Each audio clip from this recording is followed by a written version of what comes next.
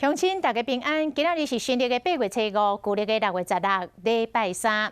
新闻的头一条，互人看到目眶的红。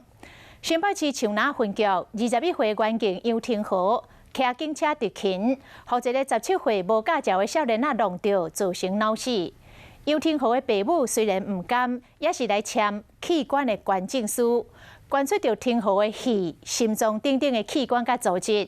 救着10个家庭，互廷豪的爱永远留伫个人世间。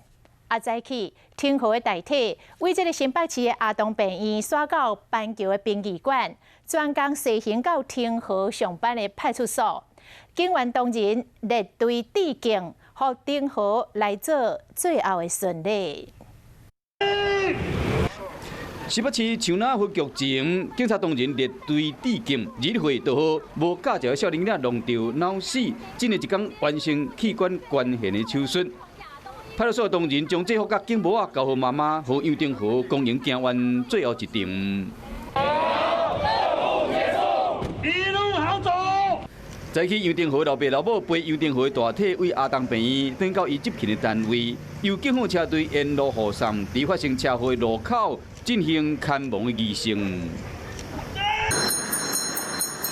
今日一天，杨廷豪进行器官捐献的手术，为交病房到开刀房，老爸老母拢对了后边。勇敢啊！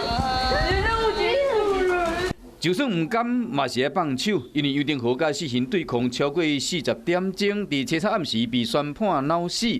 家属完成杨廷豪最后的心愿，捐出心脏、肺、眼、眼部等等的器官甲组织，估计超过10个家庭，互伊抵唔着，互伊无数的爱，永远留伫人世间。